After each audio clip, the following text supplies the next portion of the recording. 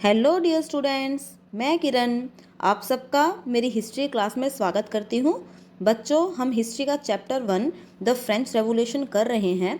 अब तक हम इस फ्रेंच रेवोल्यूशन के रीजंस और कैसे आउटब्रेक होता है आपका रेवोल्यूशन का वो देख चुके हैं। तो बच्चों, अगर आपको समझना है ये टॉपिक तो सबसे पहले आपको वो टॉपिक्स देखने पड़ेंगे ताकि आपका कॉन्सेप्ट है वो आगे क्लियर हो जाए। तो आज का हमारा टॉपिक क्या है? फ्रांस बिकम्स ए कॉन्स्टिट्यूशन मोनैकी। आज हम देखेंगे कि फ्रांस है कैसे वो एक संवैधानिक राजतंत्र बनता है। ठीक है, संवैधानिक राजतंत्र का मतलब क्या है कि फ्रांस में ना राजा भी रहेगा अपने पद पर, और जो संविधान जो नेशनल असेंबली ने बनाया था उसको राजा स्वीकार कर लेगा। तो जब दोनों ही चीज़ें हो आपकी कंट्री में तो उसको हम लोग क्या कहते हैं? कॉन्स्टिट्यूशनल मोनैकी। मतलब संविधान भी और राजा है, राजतंत्र भी, राजा भी रहेगा, संविधान भी रहेगा। ठीक है, तो बच्चों हम स्टार्ट करते हैं अपने टॉपिक को। The national assembly completed the draft of constitution in 1791। तो यहाँ पर बच्चों एक 1 मार्क्स क्वेश्चन बन गया कि जो आपकी नेशनल असेंबली थी ना, उसने कॉन्स्टिट्यूशन का ड्राफ्ट बनाकर कब तैयार किया? तो 1791 में जो आपकी नेशनल असेंबली है वो कॉन्स्टिट्यूशन का ड्राफ्ट बना के तैयार कर देती है। Its main objective was to limit the power of मोनैक। और जो आपका जो कॉन्स्टिट्यूशन है ना बच्चों, उसका ऑब्जेक्टिव क्या है कि वो जो राजा है उसकी पावर को लिमिट करना चाहते हैं कॉन्स्टिट्यूशन के माध्यम से। This power instead of being concentrated in the hands of one person were now separated and assigned to different institution. अब क्योंकि कॉन्स्टिट्यूशन मोनैकी है, क्योंकि कॉन्स्टिट्यूशन है, तो जो भी पावर है ना आपकी स्टेट की, वो एक व्यक्ति के हाथ में, 1 पर्सन के हाथ में कंसंट्रेट नहीं रहेंगी। मतलब किसी एक व्यक्ति के हाथ में सारी पावर नहीं रहेंगी। राजतंत्र में क्या होता है, जो मोनैक होता है ना वो सारी पावर का यूज़ करता है। लेकिन अब क्योंकि कॉन्स्टिट्यूशन मोनैकी है तो जो पावर है वो सरकार के डिफरेंट जो इंस्टीट्यूशंस हैं उसमें डिस्ट्रीब्यूट हो जाएगी। अब सरकार के डिफरेंट इंस्टीट्यूशन कौन से हैं? तो क्या आंसर आएगा? Legislature, executive and judiciary. यहाँ पे अगेन एक क्वेश्चन बन चुका है कि write down the various institution of government.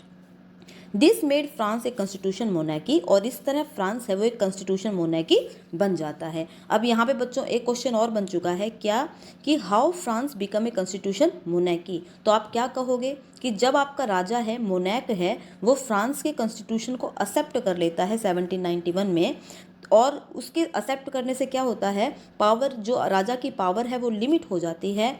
जो पावर आज तक केवल राजा के पास में थी ना, वो सरकार की जो अलग अलग इंस्टीट्यूशंस हैं आपके, लेजिस्लेचर है, एग्जीक्यूटिव है, जुडिशरी है, उसमें सेपरेट हो जाती है। और इसी को हम लोग कॉन्स्टिट्यूशन मोनैकी कहते हैं। ठीक है बच्चों, अब हम आगे चलते हैं। इस फिगर में क्या दिखा रखा है बच्चों कि क्या पॉलिटिकल सिस्टम था कॉन्स्टिट्यूशन के अकॉर्डिंग 1791 में। तो बच्चों अकॉर्डिंग टू कॉन्स्टिट्यूशन जो आपकी नेशनल असेंबली है ना, वो फ्रांस के सिटीजन्स को ना 2 पार्ट्स में बांटती है। अब यहाँ पे एक क्वेश्चन बन गया है आपका कि फ्रांस के सिटीजन हैं उनको कितने पार्टों में बांटा गया था? तो 2। तो कौन कौन से थे? एक तो थे आपके एक्टिव सिटीजन और एक थे पैसिव सिटीजन। ठीक है बेटा, तो एक्टिव सिटीजन कौन कहलाते थे? तो उनकी संख्या क्या थी? उनकी संख्या थी 4 मिलियन पॉपुलेशन। वो जो आपकी 28 मिलियन जो पॉपुलेशन थी फ्रांस की, उसमें से 4 मिलियन कौन थे? जो कि एक्टिव सिटीजन थे। अब एक्टिव सिटीजन कौन होंगे, ये भी क्राइटेरिया रखा गया था कि जो भी आपका 25 साल का व्यक्ति है, जो अपनी मतलब कि मैन है, मेल है, मतलब वो, ठीक है, जो 25 साल का मेल है और जो क्या करता है, अपने 3 दिन की लेबर को ना वो टैक्स के रूप में पे करता है, तो वह एक्टिव सिटीजन कहलाएगा। ठीक है बच्चों, तो जो एक्टिव सिटीजन है वो किसको चूज़ करेगा? वो इलेक्ट्रोल्स को चूज़ करेगा। ठीक है, और जो इलेक्ट्रोल्स है वो नेशनल असेंबली को चूज़ करेंगे। नेशनल असेंबली है वो आपके राजा को, मिनिस्टर्स को कंट्रोल करेगी। और जो जज है उनको भी कौन चुनते हुए नज़र आ रहे हैं हमें? आपके एक्टिव सिटीजन। और बच्चों आपके एक दूसरे तरह के सिटीजन है वो है पैसिव सिटीजन, जिसमें जो आपके वुमेन, जो आप बच्चे और जो मेल जो कि टैक्स पे नहीं करते हैं अपने 3 दिन के वेजेस जितना, वो सारे के सारे लोग इसमें शामिल होंगे, बूढ़े भी इसमें शामिल होंगे। इस तरह फ्रांस की जो सोसाइटी है सिटीजन्स हैं, को 2 पार्ट्स में डिवाइड कर दिया गया है। अब इस चार्ट को बेटा हम लोग ना कंप्लीट जो नीचे है आपका पैराग्राफ, इसमें समझते हैं। चलो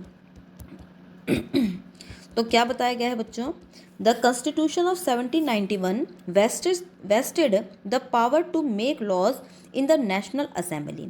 जो संविधान है 1791 का, वो जितनी भी पावर है कानून बनाने की कंट्री में, वो किसको दे देता है, नेशनल असेंबली। मतलब अब तक कौन बनाता था रूल्स कंट्री के लिए, तो आपका मोनैक था वो रूल बनाता था, लेकिन अब कौन बनाएगी, national assembly, which was indirectly elected. और जो आपकी नेशनल असेंबली है ना, उसको इनडायरेक्टली इलेक्ट किया जाएगा। इनडायरेक्टली मतलब जो लोग हैं ना, जो कॉमन पीपल हैं, सिटीजन्स हैं, वो डायरेक्टली नहीं चुनेंगे नेशनल असेंबली को, पहले वो इलेक्टोर्स जो हैं आपके इलेक्टोर्स को चुनेंगे, और जो इलेक्टोर्स हैं वो आपकी फिर लेजिस्लेचर को चुनेंगे। ठीक है, that is citizen voted for a group of electors. जो सिटीजन्स हैं वो पहले इलेक्टोर्स को चुनेंगे, who in turn choose the assembly, और वो लोग बाद में नेशनल असेंबली को चुनेंगे। अब आगे क्या बता रहा है, not all citizen however had the right to vote. जो फ्रांस के लोग हैं उन सभी को वोटिंग का राइट नहीं है। ये हम फिगर को समझ रहे थे, तो समझ भी चुके हैं। ठीक है भाई, only man about 25 years of age who paid taxes equal to at least 3 days of labor's wages were given the status of active citizen। तो क्या कह रहा है कि 25 साल के जो मेल हैं, ठीक है, जो अपने 3 दिन का वेतन है वो टैक्स के रूप में पे करते हैं, वो आपके एक्टिव सिटीजन कहलाएंगे फ्रांस के अंदर। That is they are entitle to vote, और यही लोग क्या करेंगे, वोट डालेंगे। तो फ्रांस में वोटिंग का अधिकार किसके पास था भाई, नेशनल असेंबली के कॉन्स्टिट्यूशन के अकॉर्डिंग 25 साल के मेल, आपके मेल, ठीक है, जो 3 दिन का वेतन है वो टैक्स के रूप में पे करते हैं। ठीक है, समझ गए हम लोग। That is they were entitle to vote, the remaining man and all women were classed as passive citizen. और जो बच गए आपके 25 साल से जो कम जो हैं एज में मेल, ठीक है, और जो अब टैक्स पे नहीं करते हैं, और सारी की सारी फीमेल, वो किस में आ जाएंगी, बच्चे, बूढ़े, वो सब किस में आ जाएंगे, आपके पैसिव सिटीजन में काउंट हो जाएंगे। To qualify as an elector and then as a member of assembly, a man had to belong to the highest bracket of taxpayer। और इलेक्ट्रोल कौन बनेगा भाई, 50,000 के लगभग इलेक्ट्रोल्स होंगे, जिसको आपके एक्टिव सिटीजन चुन रहे थे।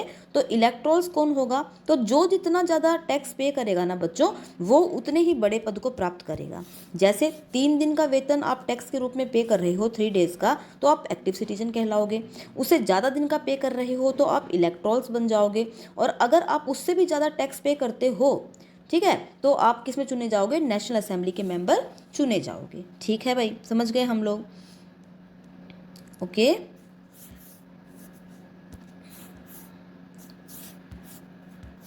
The constitution began with the declaration of right of man and citizen. अब बच्चों आपको आगे बढ़ के ये थोड़ा सा और डिस्क्राइब कर रहा है कॉन्स्टिट्यूशन के बारे में। ठीक है, जिस कॉन्स्टिट्यूशन को आपकी जो थी ना नेशनल असेंबली से डिक्लेयर किया था 1791 में, उसके अकॉर्डिंग क्या है कि आपका कॉन्स्टिट्यूशन स्टार्ट कैसे होता है, तो आपके मैन के राइट से स्टार्ट होता है। जो मानव मेल है उनको कुछ अधिकार प्रोवाइड किए थे नेशनल असेंबली ने, उससे आपका संविधान स्टार्ट हुआ। Right such as right to life, और कौन कौन से अधिकार मिले हैं मेल्स को, तो उनको लाइफ का अधिकार मिला है, फ्रीडम ऑफ स्पीच मिली है, फ्रीडम ऑफ ओपिनियन है कि वो कोई भी विचार रख सकते हैं, उनकी कोई भी सोच हो सकती है, इक्वलिटी बिफोर लॉ कि कानून की दृष्टि में सब समान है, were establish as neutral and inalienable right, इनको क्या रखा गया है, नेचुरल राइट के रूप में इनको स्वीकार किया गया है।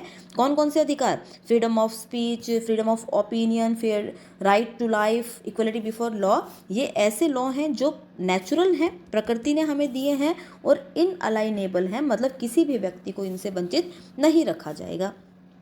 That is they belong to each human beings by birth and could not be taken away. ये अधिकार हैं आपको सब फ्रांस के मेल्स को मिलेंगे और कोई इनसे छीन नहीं सकता है।